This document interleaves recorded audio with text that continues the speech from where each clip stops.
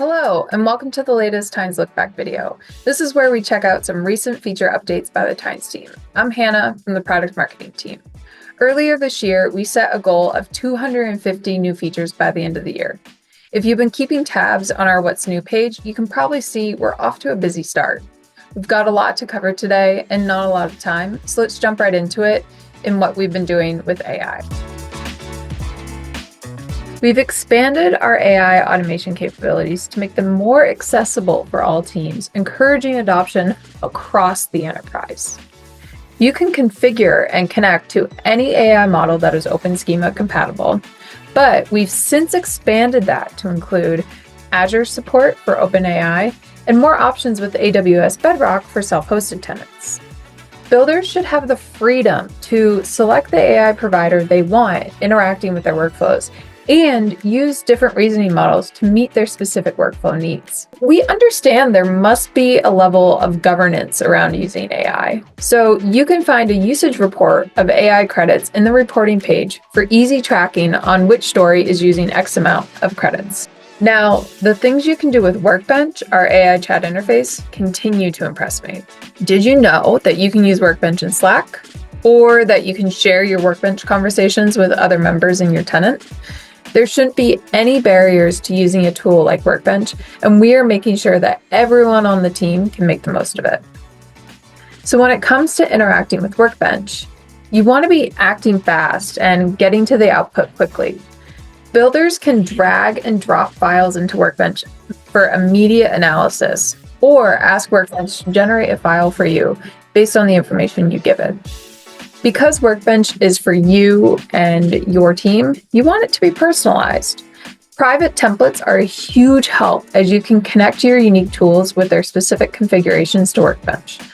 Those outputs then align more closely with your organization. If you use Tines for your case management needs, you may have noticed just a few recent updates to cases. First of all, there's a new layout to a case in the table of contents. Product manager Nick Winiger shared a walkthrough of the new layout, highlighting what's changed and how best to navigate your cases. Those with Tines cases have seen this video in their tenant. Something I'm really excited about is the updates with the case descriptions. We've made it so easy to configure the description with different types of case blocks with up to 50 total blocks that you can add. This is great for creating complex cases while still being able to search across data in the table of contents. The rich text editor has been a lifesaver because you can edit directly in the case description and know exactly what the output is going to look like. And when you add a file or link to a case, it shows the preview directly in the case description. Now time for some quick hits. First up, multiple drafts. We've talked a lot recently about change control, and through multiple drafts, teams can edit and review their workflows in a collaborative manner.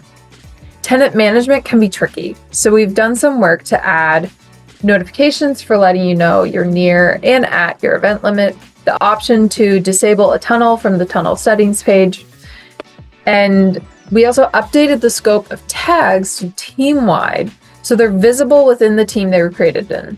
Believe me, this has been a great way to reduce clutter and noise of irrelevant tags.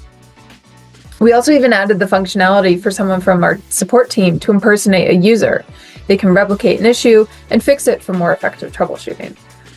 I also love the new stories view because you can tailor how you look at your stories by showing, hiding, and reordering columns. And speaking of columns, we added 3 new ones: owners, status, and created date for better story tracking.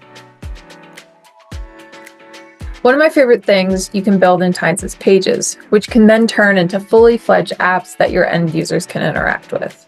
In the last Lookback video, we talked about conditional formatting with engineer Stephen McLean, and boy, have Stephen and the team been busy.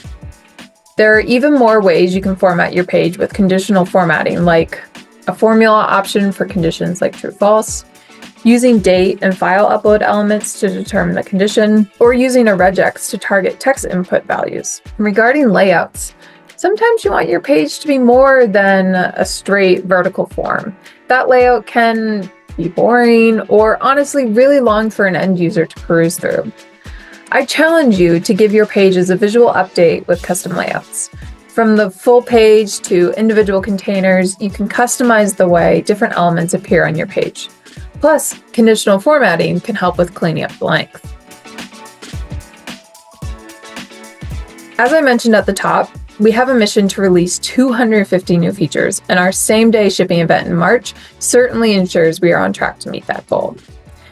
This was a fun event for our product team to get together and do what we love, innovate in the Times platform, and see how we can enhance on it.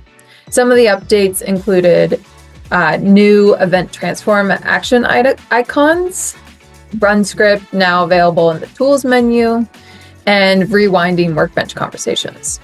It was so awesome to see the team come together and let their creativity flow, and it's a great win for you all to get more features available to you faster. And that's my quick update. Quick, but jam-packed. I know I couldn't get to everything we released, but I highly encourage you to do the following.